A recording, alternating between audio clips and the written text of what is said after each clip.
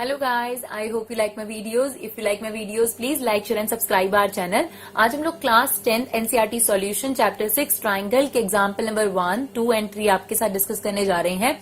जो इससे related theorem है वो ऑलरेडी हम आपके साथ डिस्कस कर चुके हैं, 6.1 थ्योरम और 6.2 थ्योरम. तो देखिए इसके एग्जाम्पल. फर्स्ट एग्जाम्पल देखते हैं. If a line intersect side AB and AC of triangle ABC at D and E respectively and parallel to BC. इसका मतलब जो ये लाइन है, एक लाइन की बात कर रहा है वो जो BC के पैरेलल भी है और जो AB और AC को D और E पर इंटरसेक्ट कर रही है. प्रूव करना है AD upon AB equal to AE upon AC. तो देखिए डायग्राम खुद बनाने की कोशिश करें तो ज्यादा बढ़िया है, क्योंकि सबसे बड़ा प्रॉब्लम स्टूडेंट्स को डायग्राम बनाने में ही आता है. चाहे आपको क्वेश्चन में फिगर गिवन हो और अगर पूरी इन्फॉर्मेशन है तो खुद बनाने को पूरा ट्राई करना चाहिए. तो इफ अ लाइन इंटरसेक्ट, तो हमने सबसे पहले एक ट्राइंगल बना ली, ये तो क्लियर है ABC.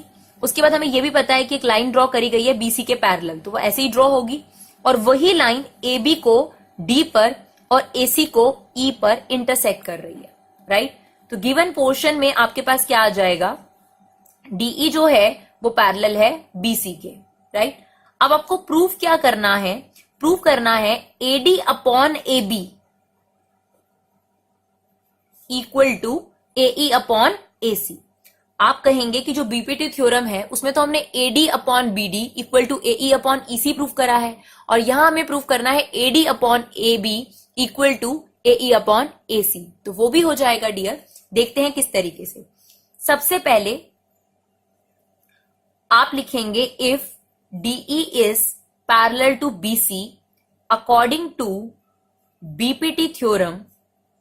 आप क्या कह सकते हैं, आप ये कह सकते हैं कि AD upon BD equal to AE upon EC.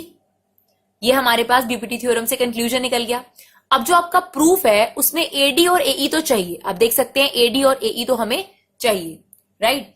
हमें नीचे BD की जगह पर AB चाहिए और EC की जगह पर AC चाहिए, और वो तभी हो सकता है जब AD में BD जोड़ दिया जाए तो AB आ जाएगा और AE में EC ऐड कर दिया जाए तो आपके पास AC आ जाएगा.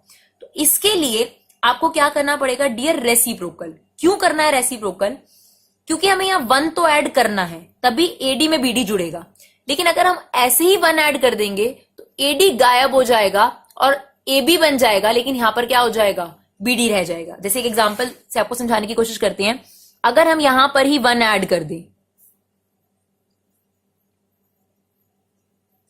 तो ये आपके पास हो जाएगा AD प्लस BD अपॉन में BD और ये हो जाएगा AE अपॉन EC अपॉन में AC. तो ये हो गया डियर AB अपॉन BD और ये हो गया AC अपॉन EC. पर हमें ये नहीं चाहिए. राइट. हमें क्या चाहिए, हमें AB तो चाहिए और AC भी चाहिए, लेकिन हमें AD चाहिए जो कि आपके पास किसने जगह ले ली, BD ने. राइट. और हमें AE चाहिए जिसकी जगह किसने ले ली, EC ने. तो इसीलिए हम यहां पर ये वाला स्टेप एडिंग 1 एक साथ ना कर हम सबसे पहले इसका क्या लेंगे, रेसिप्रोकल. तो जब भी आपने ऐसी चीज प्रूव करनी हो सबसे पहले ये देखिए कि न्यूमिनेटर चाहिए या डिनोमिनेटर. जो चीज आपको चाहिए वो डिनोमिनेटर में लाकर ही 1 ऐड करेंगे. तो हमें AD और AE चाहिए, इसलिए हम उसे न्यूमिनेटर में नहीं रखेंगे. सबसे पहले इसका क्या ले लेंगे, रेसिप्रोकल. तो ये बन जाएगा BD अपॉन AD, ये बन जाएगा AC अपॉन AE. अब आप बोथ साइड 1 ऐड कर दीजिए. BD upon AD plus 1, EC upon AE plus 1. अब हमारे पास एलसीएम आ गया AD and that is BD plus AD. यहां पर हमारा एलसीएम आ गया AE और ये हो गया EC प्लस AE. अब ये क्या बन गया, AB upon AD and that is AC upon AE. अभी भी आप देखेंगे कि जो प्रूफ करना है उसमें अपोजिट आ रहा है, तो कोई बात नहीं, टेकिंग रेसिप्रोकल अगेन. जैसे ही आप रेसिप्रोकल अगेन लेंगे तो आपके पास आ जाएगा AD upon AB equal to AE upon AC. I hope ये आपको क्लियर रहा हो. चलते हैं नेक्स्ट एग्जाम्पल की तरफ. Example number 2. तो इसमें कहता है ABCD is a trapezium with AB parallel DC. E and F are points on non-parallel side AD and BC respectively such that EF is parallel to AB। Show करना है हमें ये। तो सबसे पहले हम डायग्राम बना लेते हैं। हमें इतना क्लियर हो गया है कि यहां पर एक ट्रेपीजियम है, तो हमें ट्रेपीजियम की शेप क्लियर है। हम ट्रेपीजियम बना लेते हैं, नाम दे देते हैं ट्रेपीजियम को ABCD। अब उसने ये भी क्लियर कर दिया था कि जो AB है वो CD के क्या है, पैरेलल है, बिल्कुल ठीक। E and F are points और नॉन पैरेलल साइड्स। तो नॉन पैरेलल साइड्स होती हैं डियर ये, और उसने बता भी दिया है साइड AD एंड BC पर हमारे पास E और F दो पॉइंट्स हैं, सच दैट EF जो है वो पैरेलल है AB के। यही इंफॉर्मेशन हमारे पास है। हमें शो क्या करना है, AE upon ED equal to BF upon FC, ये आपको प्रूव करना है। तो सबसे पहले आप देखिए गिवन में क्या लिखेंगे। गिवन में आपके पास यहां तक पूरा आ जाएगा, प्रूव दैट या शो दैट में आपको ये करना है। तो अब इसका सॉल्यूशन देखते हैं। यहां पर आपको कंस्ट्रक्शन करे बिना बात नहीं बनेगी। आपका सवाल होगा क्यों कंस्ट्रक्शन करें, कब पता चलता है कंस्ट्रक्शन होगा। डियर अभी तक आपने बीपीटी थ्योरम सीखी है, और बीपीटी थ्योरम ट्राइंगल पर लगती है, ट्रेपीजियम पर नहीं। अगर हमें ये थ्योरम लगानी भी है तो हमें एक ट्राइंगल चाहिए, तो इसी वजह से हमें यहाँ कंस्ट्रक्शन करना पड़ा। हमने BD को क्या कर दिया, ज्वाइन कर दिया। आप चाहें तो AC को ज्वाइन करके भी आंसर निकाल सकते हैं, कोई प्रॉब्लम नहीं है, राइट। तो अब सबसे पहले हमने लिखा in triangle ABD, right, EM is parallel to AB। आपने कहा ये कहां से आ गया, EM पैरेलल AB। अच्छा एक बात बताइए, अगर EF पैरेलल है AB के तो क्या EM पैरेलल नहीं होगा AB के, बिल्कुल होगा। तो अगर ये स्टेटमेंट है तो ये भी पक्का होगी। और अगर एक ट्राइंगल में ये साइड इस साइड के पैरेलल होगी तो प्रोपोर्शन इक्वल होगा कि नहीं होगा। जैसा हमसे मांगा गया, आप DE अपॉन AE की जगह AE अपॉन ED और BM अपॉन MD ऐसी फॉर्म में भी लिख सकते हैं। तो जैसा मांगा गया वैसा ले लेते हैं। अगर DE अपॉन AE होता तो हम वैसे ले लेते हैं, राइट। तो हम क्या करेंगे, अगर ये लाइन इसके पैरेलल है तो AE upon ED equal to BM upon MD। ये हमारी फर्स्ट इक्वेशन हो गई, right. Similarly in triangle BCD, okay, BCD में MF पैरेलल है CD के, MF पैरेलल है CD के। अब ये कहां से आ गया, तो आप देखिए आपको गिवन था कि CD पैरेलल है AB के और AB पैरेलल है EF के। तो आप बताइए CD पैरेलल होगा EF के, और अगर CD पैरेलल है EF के तो MF भी पैरेलल होगा CD के, राइट। इससे अब बेसिक प्रोपोर्शनैलिटी थ्योरम इस पर अप्लाई हो जाती है कि अगर ये साइड इसके पैरेलल है तो आप फिर से देखिए, आप दिस अपॉन दिस भी ले सकते हैं, बट क्योंकि हमारी क्वेश्चन की रिक्वायरमेंट है, हम उल्टा ले रहे हैं।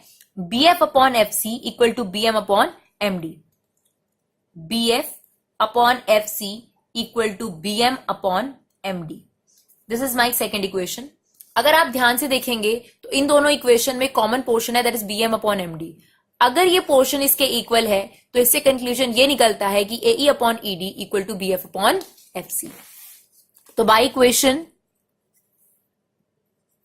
1 एंड 2 आप कह सकते हैं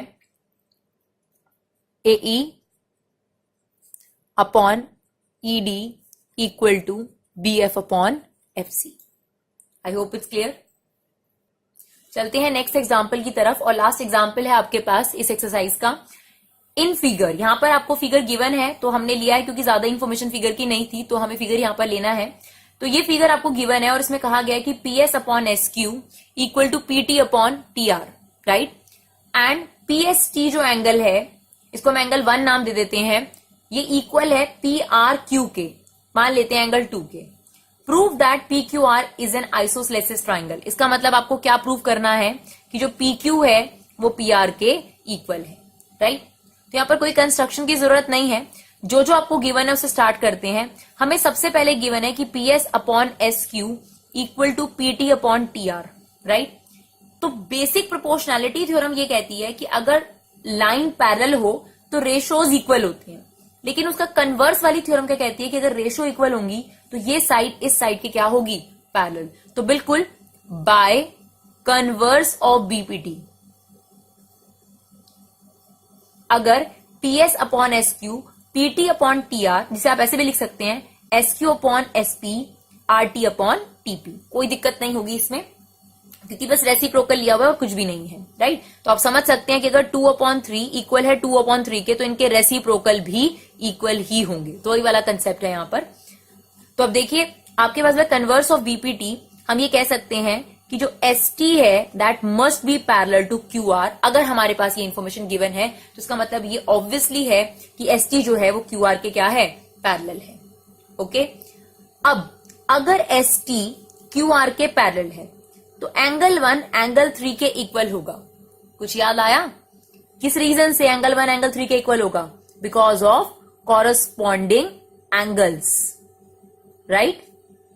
अब एंगल 1 एंगल 3 हमने किया, देखो पहले ये इन्फॉर्मेशन गिवन थी, इससे हमारे पास लाइन पैरेलल हुई, लाइन पैरेलल थी तो हमारे पास कॉरस्पॉन्डिंग एंगल इक्वल हो गए। अब हमें ऑलरेडी गिवन है कि एंगल 1 किसके इक्वल है, एंगल 2 के। ये गिवन है आप लोगों को कि PST PRQ के इक्वल है।